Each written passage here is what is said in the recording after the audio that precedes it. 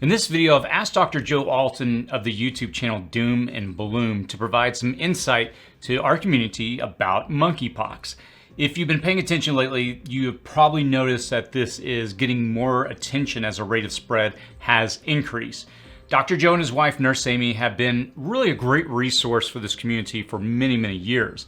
And I'll post a link below to their YouTube channel, their medical store, and their award-winning 4th edition of the Survival Medicine Handbook, a resource that I always recommend to preppers when they first get started. So let's jump in.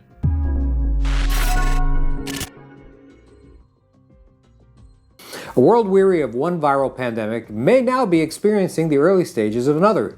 In the last 3 months, more than 75 countries have reported a total of more than 20,000 cases of this disease, called monkeypox, which was previously restricted to parts of Africa. What is monkeypox? Monkeypox is an infectious viral disease in the same family as smallpox, which was effectively eradicated worldwide decades ago.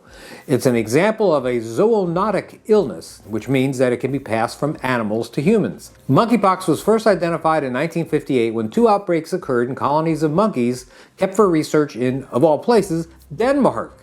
The first cases of humans, however, getting monkeypox were found in Africa.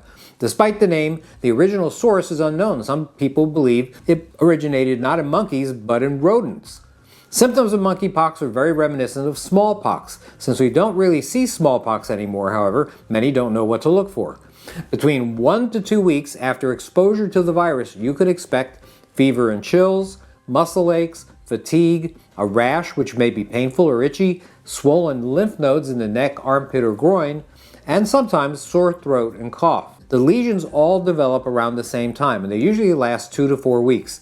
The rash progresses in stages from spots to raised bumps to blisters to whiteheads and finally crusty scabs. Most sufferers seem to have them around the genitals, the head and face, inside the oral cavity, the anus, hands, feet, and chest. It should be noted that a percentage may not actually have any symptoms at all if they get the infection. Most cases are relatively mild and go away on their own without special treatment. An unlucky few, however, may have severe symptoms, with perhaps the death rate ranging from 1 to 10% depending on the strain. In comparison, smallpox was often severe, with death rates approaching 30%. Monkeypox may spread to humans by eating bushmeat or suffering bites or scratches from infected animals. Human-to-human transmission can occur through exposure to infected bodily fluids and through the airborne route as well. Victims are contagious from the onset of symptoms, at least until all the lesions have scabbed over and fallen off. At present, no known cure exists for monkeypox. Although a monkeypox vaccine does exist, it's hard to find. A study in 1988 found that the standard smallpox vaccine was around 85% protective in preventing infection in close contacts and in lessening the severity of the disease. Otherwise, treat the symptoms, like muscle aches and fever, with NSAIDs like ibuprofen or with acetaminophen, until the patient improves.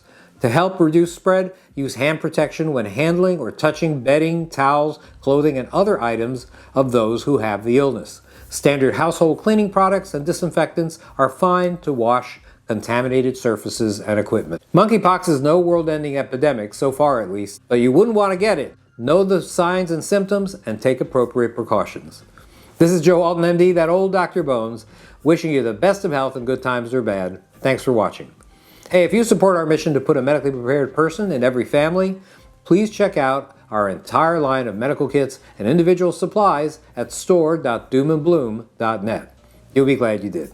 Thanks again to Dr. Joe Alton for taking the time to shed some light on this issue. If you do have any questions, please feel free to post those below. Again, I'll provide a link to their channel, their medical store, and their book. As always, stay safe out there.